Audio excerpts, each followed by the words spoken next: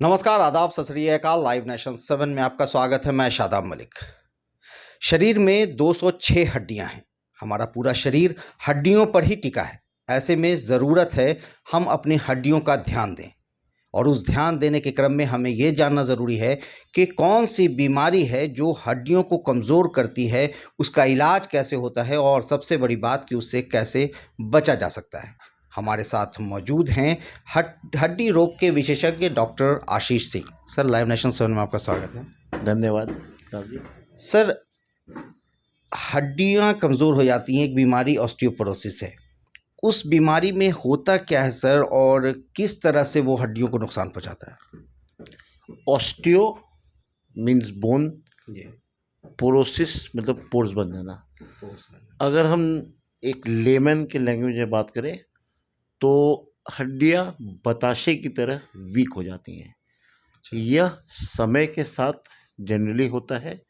महिलाओं को पुरुषों की अपेक्षा मेनोपॉज के बाद ज़्यादा चांसेस रहता है होने का। और इन जनरल आज की डेट में बदलती जीवन शैली होने के कारण, lack of exercises and more of junk food लेने के कारण हम लोग को सही मात्रा में कैल्शियम एंड अन्य विटामिन डी की कमी होते जा रही है, और इसी कारण ऑस्टियोपोरोसिस होता है। तो जंक फूड भी उसका एक बड़ा कारण है? यस, जंक फूड इसलिए बड़ा कारण है क्योंकि एक बैलेंस डाइट लेना चाहिए हमेशा। बैलेंस डाइट में सही मात्रा में कैल्शियम, सही मात्रा में minerals, iron, vitamin B12। But junk food and lifestyle changes जो भी हो गया है, जिसका मतलब कि हम लोग most of the time bike से घूमते हैं या पैदल नहीं चलते हैं, तो ऑब्वियसली हम लोग कमज़ोरी की तरफ ही बढ़ेंगे। सही बात है। अच्छा सर, एक बात कि ऑस्टियोपोरोसिस जो बीमारी है, इसमें जो आपने तो एक इसमें बताया कि बताशे की तरह हमारी हड्डी हो जाती है, मगर उसको किस तरह से समझा सकता है? कैसे लोग उसको अपने आप में फील कर सकते हैं कि नहीं, अभी ऐसा अगर हो रहा है तो हमें जांच करवाना चाहिए? एक सबसे कॉमन सिम्टम होता है जब हम लोग को पूरे पॉलीअल्थेल्जिया होता है, मतलब पूरे बॉडी में पेन्स, एक्स और पेन्स रहेगा, यानी कि कमर में दर्द, कंधे में दर्द। तो सबसे क्लोज डिफरेंशियल डायग्नोसिस गठिया होता है। और कई लोगों को जब हम लोग डेक्सा स्कैन कराते हैं, जिससे ऑस्टियोपोरोसिस का टेस्ट होता है, तो ऑस्टियोपोरोसिस भी होता है। यानी अगर पूरे बॉडी में जोड़ में दर्द हो रहा हो, तो इसका कारण गठिया के साथ में ऑस्टियोपोरोसिस भी हो सकता है। और ख़ास तौर पे आपको नाइट पेन्स भी होता है पैर वगैरह में, और वीकनेस रहता है। सर, ऑस्टियोपोरोसिस में क्या हड्डियां इतनी कमज़ोर हो जाती हैं कि ज़रा सा ठोकर लगने पर टूट जाती हैं, या एक भुरभुरी, जो कहा जाता है कि भुरभुरी हो जाती हैं? यस, बेसिकली ऑस्टियोपोरोसिस में क्या होता है ना, जो हड्डियों को हम लोग का जो ढांचा होता है वो वीक हो जाता है। अंदर में भुड़ियाँ हो जाती हैं या पोर्स बन जाते हैं। तो थोड़ा सा चोट लगने के बाद भी, जैसे चेयर से गिर गया और हड्डी टूट गया, अच्छा। तो ऐसा हो सकता है। कहीं कोने से, टेबल के कोने से चोट लगा और कहीं फ्रैक्चर हो सकता है। तो यानी हम लोग बेसिकली हड्डी कमज़ोर होने के कारण ट्रिवियल ट्रॉमा, मतलब कि बहुत ही कम मात्रा में ट्रॉमा हो, या बाइक का जर्क लगे तो वर्टिब्रा यानी रीढ़ की हड्डी का कंप्रेशन फ्रैक्चर हो जाता है। इस हद तक छींकने से भी फ्रैक्चर हो सकता है। इतना कमज़ोर हो जाती है? इतनी कमज़ोर हो जाती है हड्डियाँ। तो सर, इसका इलाज क्या है सर? सबसे पहला है सही डायग्नोसिस। डायग्नोसिस के लिए एक स्पेशल मशीन होता है, DEXA scan, dual energy x-ray absorptiometry, यानी एक विशिष्ट प्रकार का डेक्सा एक्सरे बोलिए। डेक्सा स्कैन की सुविधा Anoop institute of orthopaedics and rehabilitation में हम लोग रखें, क्योंकि यह ऑर्थोपेडिक का सर्वोत्तम स्पेशलिटी सेंटर है बिहार और इंडिया का। तो डेक्सा स्कैन हम लोग करते हैं, और डेक्सा स्कैन में वर्ल्ड हेल्थ ऑर्गेनाइजेशन के द्वारा एक क्राइटेरिया है, उसको फॉलो करते हैं। डेक्सा स्कैन का स्कोर -2.5 के नीचे जाता है तो ऑस्टियोपोरोसिस होता है। और साथ में हम लोग विटामिन डी का भी लेवल्स का वो करते हैं, और उसके बाद अप्रोप्रिएट ट्रीटमेंट देते हैं, सुई के द्वारा, नाक में स्प्रे के द्वारा। सबसे पहले पेशेंट एजुकेशन के द्वारा, यानी पेशेंट को समझाना कि धूप का सेवन करे जो फ्री है, और दूध नहीं अच्छा लगता तो दही, नहीं अच्छा लगता तो चीज़, यानी मिल्क और मिल्क, हाँ, बनी हुई कोई चीज़ लें। और साथ में कुछ दवाइयाँ देते हैं, कुछ ज़रूरत पड़े तो सुई देते हैं। और आज की डेट में ऑस्टियोपोरोसिस का अच्छा ट्रीटमेंट ऑप्शंस आ गया है। अच्छा सर, क्या इस बीमारी का उम्र से भी कोई लगाव है कि उम्र के साथ बढ़ता है या कम एज में भी हो सकता है? यस, अगर आपको गठिया है या कोई अन्य बीमारी है या हड्डी से जुड़ी। हड्डी से जुड़ी या इवन कैंसर है फॉर एग्जांपल, अच्छा। तो हड्डियां वीक होने लगती हैं।